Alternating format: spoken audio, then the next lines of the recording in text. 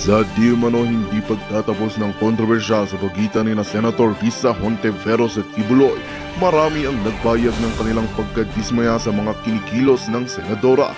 Kahit direkta naman itong sinagot ni Atty. Panelio, ipanilawanag niya ang kanyang pananaw hinggil sa investigasyon ni Hontiveros sa kaso ni Pastor Kibuloy at mariing tinutulan ang paghuhusga ni Risa sa pastor bago pa man matapos ang investigasyon. Sa kabila ng mga akusasyon, nananatili ang patas na pananaw ni Atty. Panelio sa sitwasyon. Binigyan din niya ang kahalagahan ng pagiging objektibo sa paghahatol at pag-aaral ng katotohanan bago maglabas ng anumang hatol o pahayag. Ang naging pahayag ni Atty. Panelio ay naglalayong linawin ang mga isyu at hikayatin ng lahat na maghintay sa tamang proseso ng batas bago magpasya o maglabas ng anumang opinyon. Ipinakita niya ang kanyang suporta sa integridad ng investigasyon at pagbibigay halaga sa patas na pagtrato sa lahat ng mga sangkot. Well, ito nga ang balitang ating pagkakatutukan. Ngunit bago ang lahat, siguraduhin mag-subscribe at i-hit ang notification bell para sa patuloy na pagtutok sa mga suyap ng bagong balita sa tunay na boses ng masa.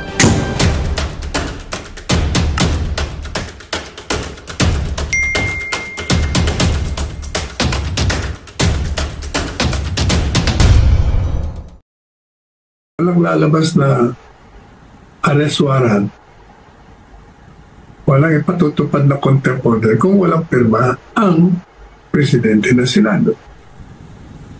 Pinirmahan niya. At ang paliwanag niya ganito. Sinabi niya na binagbigyan niya raw ng 2 araw. Pagkatapos daw, hindi ka tanggap-tanggap yung paliwanag. Kaya hindi ka tanggap-tanggap ang paliwanag nung chair, sa punto ng chair, hindi ka tanggap-tanggap yung paliwanag nung Pastor Kibuloy. Eh since ministerial naman daw, ang duty niya, ibig sabihin, wala ko siyang discretion, wala siyang sariling desisyon. Maliban sa sumunod na lang siya, basta pumirma ka dyan, ministerial eh. Wala siyang choice. Eh, tinamaan na magaling. Paano ka naging Senate President? Ikaw ang boss dyan. Kung yan ang binigay sa'yo, ibig sabihin, meron kang choice. Meron kang sariling judgment. Hindi po pwede maghuhugas ka ng kamay na parang si Poncio Pilato. Boom! Nung inatulan na ipako sa krus si Kristo, sasabihin mo, para sa'yo, walang kasalanan to. Tapos naghuhugas ka ng kamay mo, sinabi ka. Kaya lang yun ang gusto ng tao. Ay, hindi po pwede yun, gano'n. Dapat naninindigan ka. Pinag-aralan mo mabuti sana. Eh, masyado nga masyado namang klaro. Tingnan nyo, maliban pa doon sa mga binanggit ko sa inyo, na karapatang nilalabag pag siya pumunta ron. At hindi naman pasisinungalingan niya kasi nakikita naman natin ng mga committee hearings, di ba? Eh, kanina lang, pinanonood ko yung isang committee hearing ni Senador Bato de la Rosa. At nandun yung isang mayabang din na isang senador. Akala mo kung sino pumorma. Pagkatapos, nag-walk out pa, buisit na buisit siya dahil daw nagsisinungaling yung mga testigo, mga polis.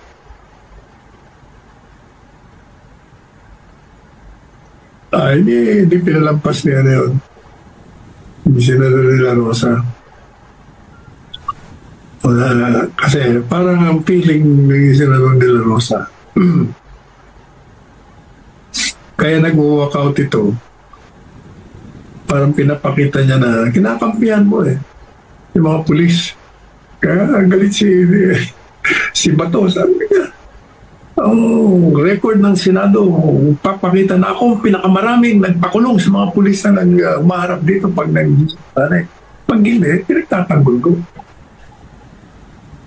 At sabi niya, malaking insulto sa isang kasama na mag-walk out. Matinawa, walang sagot ng mayabang na senador dyan. Tingnan ko kung kaya mo si Bato.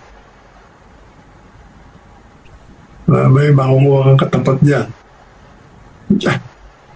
Anyway, talaga naman kung makaasta, talaga akala mo, dinuduro-duro yung mga pulis. Talagang makikita nyo, hindi lang naman siya, marami yung ganyan noong ang panahon na nag-iimbestiga. Talagang para sila mga Diyos inquisitorial nga. Wala kang kalaban-laban. Kaya, dapat itong si Zubiri, nakita niya ang punto de vista ng pastor. Maliban pa doon sa legal justification,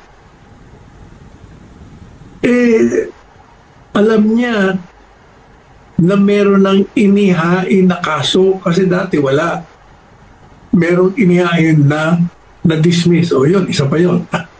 Na-dismiss na nga yung kaso tapos tininig niya pa dyan sa komite. So nagkaroon ngayon ng pagkakataon yung Secretary of Justice, nagkakampihan siyempre.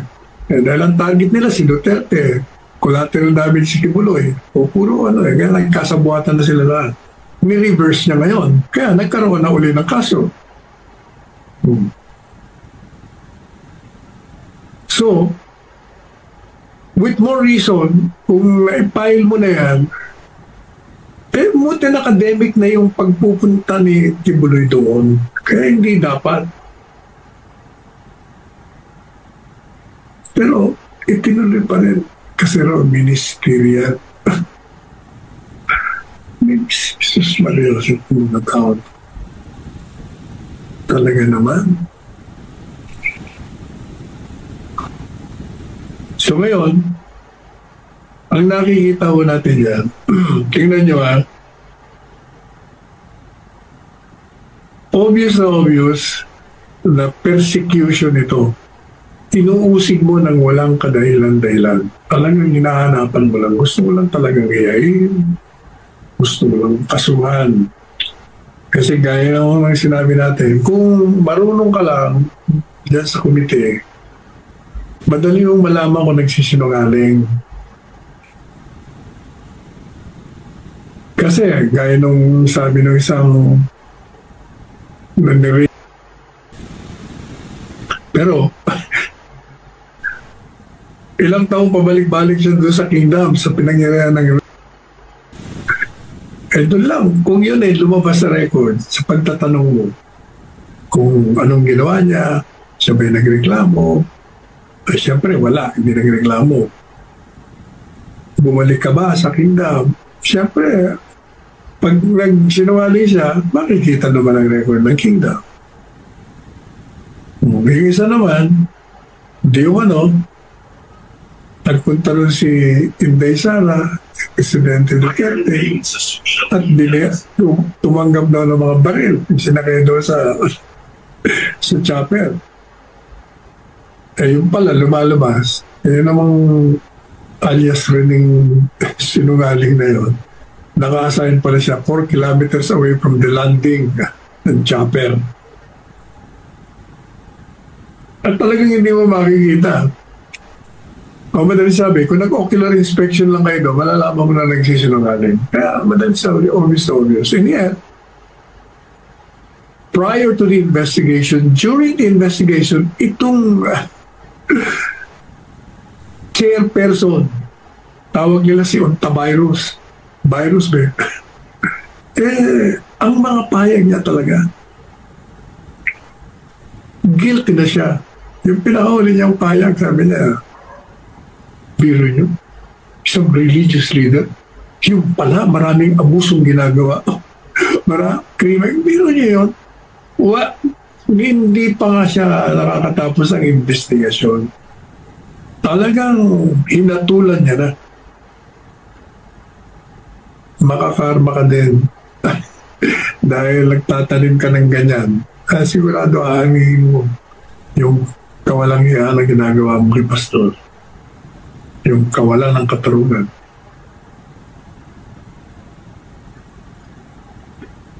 Ngayon, tingnan nyo persecution to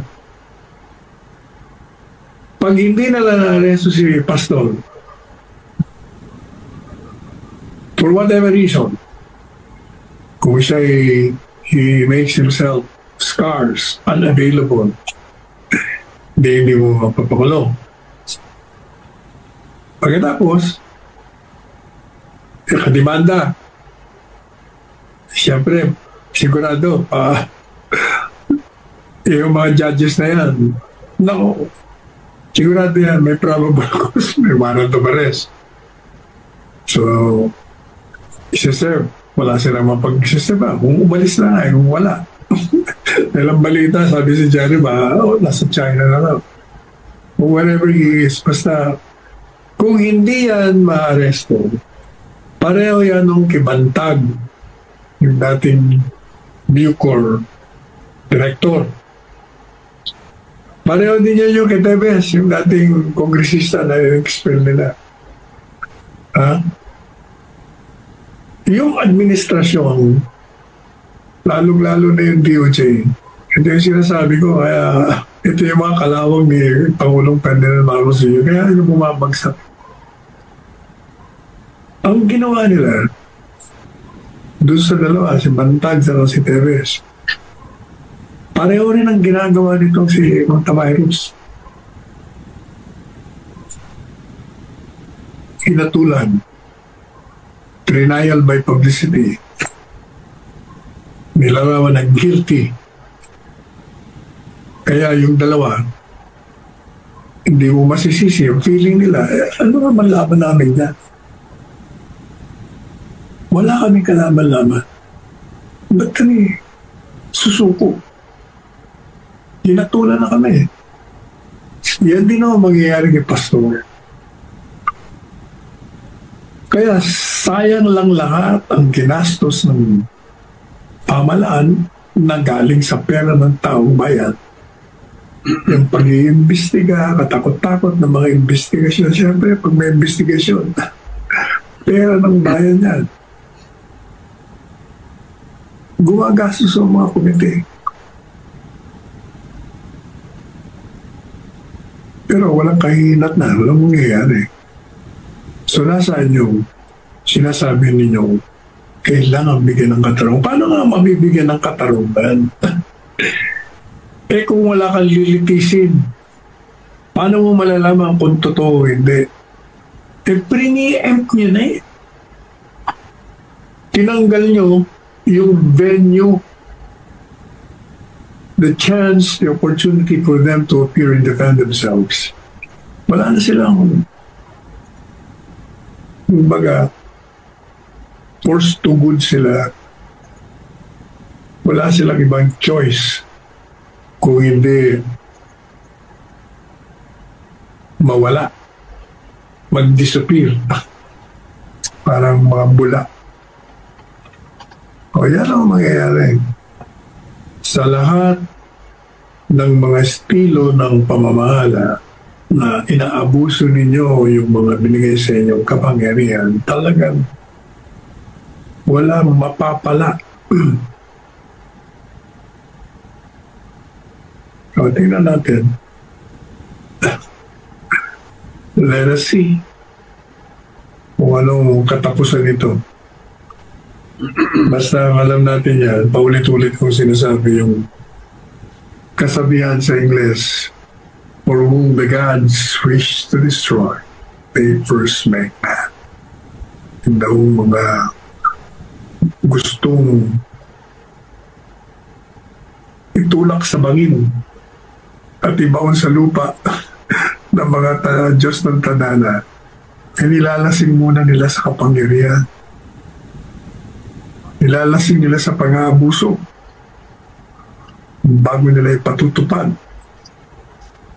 ang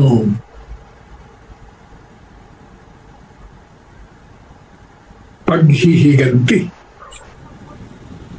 na nararapat sa mga may kasalanan. O, yan ang nakikita natin. Karma is real. Yan lang po ang pinakamagandang ano diyan, ang pinakamagandang word, no? Karma is real. Words. Karma is real, mga kaibigan. Makakarma din balang araw. Darating din yan, guys. Darating din yung panahon na talagang ano, no? Maranasan din niya yan. Yung mga ginagawa niya kay pastor, mga kaibigan, na hindi niya tinantanan, no? Hindi niya tinitigilan. Atat na atat siya na maaresto itong si pastor. Samantalang lahat po ay nanahimik na, no? Nanahimik na po eh.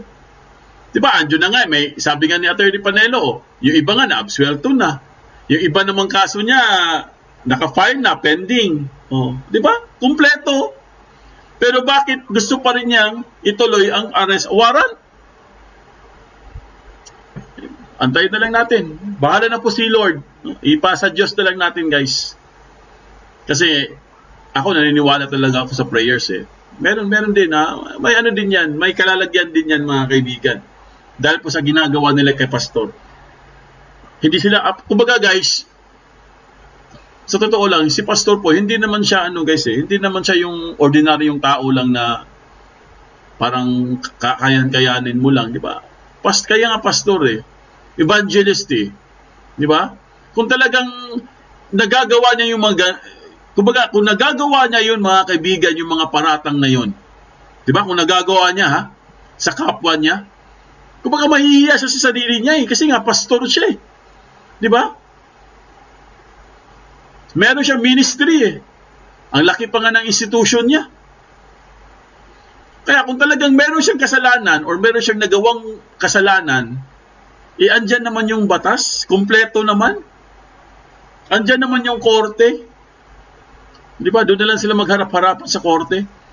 Wag na idaan kay Risa Hontiveros kasi nag-iiba eh. Pagdating kay Risa Hontiveros, nag-iiba eh. Ibang klase itong talagang ano, no? Biruhin nyo, wala sa kanya, hindi siya mag-break. Hindi siya mag-Holy Week break. Para lang kay Pastor Kibuloy. Wow, galing. Nag-alap shoutout. Ayan, si Susan Abeles. Anita Ancot. Antonio Azaula. Drama King. Ayan o. Diosdado Lucila. Zubiri inutusan ni. Oo, alam ko yan. Inutusan yan. Di ba? Pinakita ko nga sa yung picture. May gana siya. Antonio Azaula. Sabi po ni Susan. John Laponete. KB, tapos na po akong kumain. Ikaw. Ayan. Kumain ka na, KB. Josephine Sabundo, Karma is coming, Risa Betka, ayan, nako. Good PM, Dong Coordinate all, Fesa de la Maligad, hello. Megalab shoutout, Diosdado, Lucila, Alexander Gasipit, Grandstanding, ayan, Sixto Mogar Sr., Luz Gomez, Fesa de la, Melody Ladio, ayan, buksan ang PhilHealth issue. Ayan, megalab shoutout, Fesa de la Maligad, Susan Aveles, Faye Sang, I have no doubt these wicked government officials.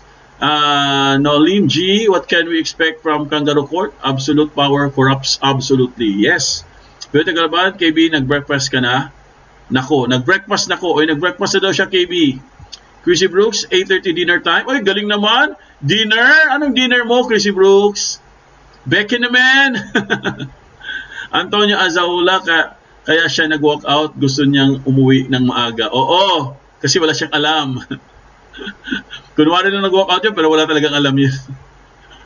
May kalaw siya Melody Ladio, ayan, Ana Dumalagan, malaki kasi budget, bigay ni Butod. Ilan nakalapis, bad karma on the way, real karma is blessing from God. Two kinds of karma, blessing, and another is redemption. Yes, ilan nakalapis, good. Nera Alova, darating ang panahon, virus karma will follow you. Alexander Kasipit, sa PCSO ay 1 billion man si Rap. Nako, 1 billion talaga yan. Lucita Itong, thumbs up done. Susan Aviles, may galap shoutout Elena Kalapis at si Alexander Kasipit, may galap shoutout from Susan. Chrissy Brooks, VG time, difference 6 hours behind Asia time. Talaga? Oo nga no, syempre, oo, iba ang time difference, no. Anong dinner mo? Dinner ba si si Chrissy Brooks? Maria Jesus or breakfast? Maria Jesus, kung mayroon siyang ginawa, kasalanan, madaling kumalat. Kaya nga, kung may Maria Jesus, tama po kayo. Lucita ito, mega love shoutout, sabi ni Susan. Annalisa Domadigo, good afternoon, foodie from Jacksonville, Florida. Ayan, si Annalisa, Florida pala to. Jun Lapuneta, hi KB. Ayan, bilis naman. Gloria, Karma is real. Macborn Vlog, mabuhay ka Riza. Wang Yoni, good evening po sa lahat. Fisa Dela, Iwas Pusoy. Oo, Iwas Pusoy. Lynn Marie, bayad yan si Risa. Hugas kamay, Iwas Pusoy, no? Annalisa Domadigo, sabi po ni Susan, may kalab shoutout. Ray Legaspi, may grabe naman si Ray Legaspi, grabe, Pwe, dagway mo, bati kayo. Grabe, grabe ka talaga. Tinuod yun, Casino, Burikat, Risa Kabit. Nako, bet ka! Joseph Arnel Baro, only God knows why araw din sila sa ginawa nila kapal. Yes, Joseph Arnel Baro. Angelina Matsui Kunbawa. Ayan, Plantito Escobar, YTV. Good evening everybody, just watch be vigilant. Ayan. Marvin Casiano, grabe ang lower house at upper house, mga kampo ng kadimunyuhan. May karma din kayo sa mga pang-aabuso ninyo. Yes, karma is real, no? Karma is coming. Fred B, ayan, rap, tunto ang pambansang bully at Apple King. Lynn Marie, si Tulpo lumabas na ang ugali. Honestly, fairness. Foodie, di kaya gustong kunin ni Lisa yung lahat ng properties. Yes, tama po, honestly, fairness. Wang Yoni, hello sis, Medical ba? Susan Abeles, ayan. Ayan. Tiglabat TV, si Tulpo ang nasukol. Kita naman na mali ang style, palaging pagalit magsalita at ipilit talaga ang gusto niya. Yes. Eleanor Manzano, sa totoo lang, walang hiya. Yan si Hontivirus, nakakasuka ang pagmumukha. Tulpo, walang respect. Wala dong respeto. Alexander Kasipit, nag-walk out ang 1 billion man. Wala kasing bayad doon, kaya nag-walk out siya. Nelia Oliveros, good evening, watching from Chicago, Illinois. Ayan, Illinois, 8:30 a.m. Magkape ka muna, Nelia. Gloria, Nono Tolfo, ayan. California girl, prayer is power, so mga karma ang mga pag-persecute sa kanya. Raul Oliveros, hi foodie, good evening. Irene Monsanto, nabo na si Hontiveros. Tweet cute, ayan, tweet cute. Tinatulan na siya, gawain talaga ng mga kangaroo court. Tiserowa, good evening, Sir Foodie Net. God bless you and all of us from Nova Ecija. Ayan. Marifi Garciano, Mega Shout CC, Norma Jalawa. Alexis Joy Torres, 1. Ayan. Mary Rose Tamandong. Kaya dapat election boto natin karapat-dapat. Yes, tama yan. Iboto nyo ang karapat-dapat. US time sa Asia time, 13 hours is Wednesday morning here. O nga, no? Oo, tama. Amiga! America, 8:48 a.m. Eleanor Manzano, si Tulpo naman ang gusto niya, siya lahat na sunod. Yabang nakakaastas, mas okay pa kapatid niyang si Ben Tulpo. Roel Betito, Belita Cruz, napakayabang ni Tulpo, hanga naman noon sa kanya na ngayon na wala nang iboto, sobra ng yabang. Nelly Agustin, hello Sir Pudinet, shoutout watching from Singapore, happy birthday ulit. Pakapi po. Maraming salamat Nelly Agustin. Rolando Betito, 1.1k na. Norma Jalaba, Wang Yoni, classmate, mega love shoutout. Lino Manarang, Foodinet, tirain mo sa kaso sa PhilHealth. Oo, grabe sa PhilHealth, dapat tirahin yan.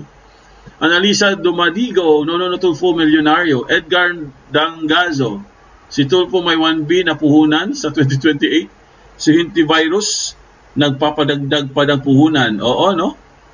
Sixto Mogart Senior, di ka makatikim ng kahit isang boto sa lahat ng angkan ni Risa, Senator Tulfo. Ayan. Pork sinigang with radish and bird's eye chili. Sir Foodie. Wow, ang sarap naman yan, sinigang. Grabe, pork sinigang.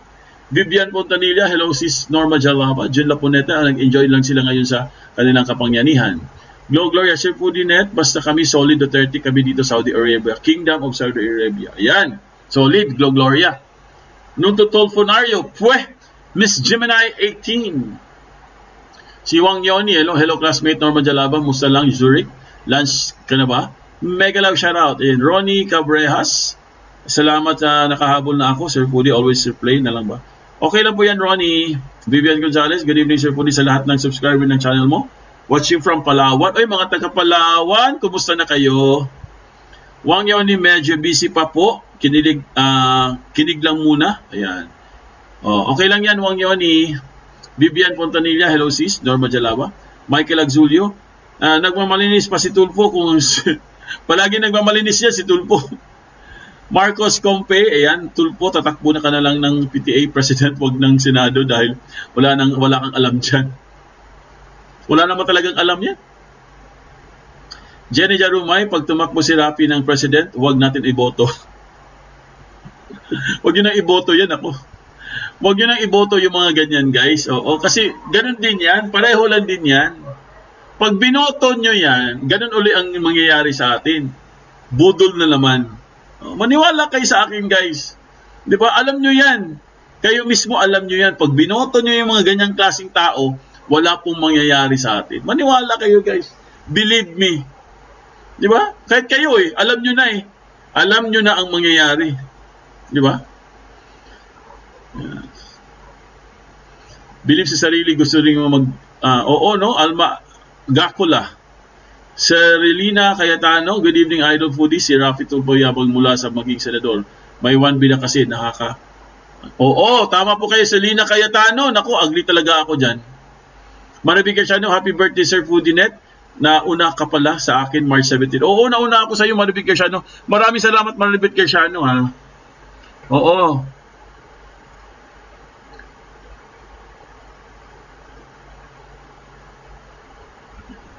Lino Manarang, Foodie, mga mafia yung picture nila.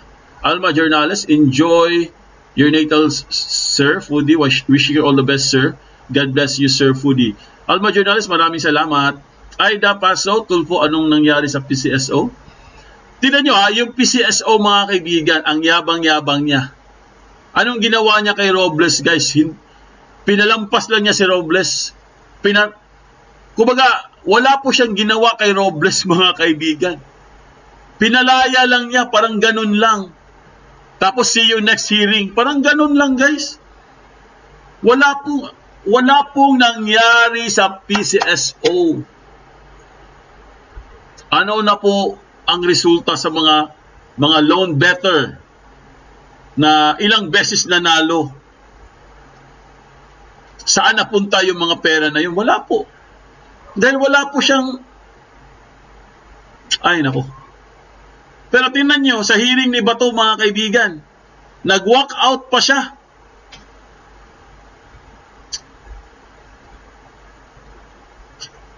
Aida Pao, Tulfo, ano nangyari sa PCSO? Bigla kang, ayan. Fe Sadila, nauna ka, birthday ninyo, 18th March. Ayan. Ay, happy birthday, Fe.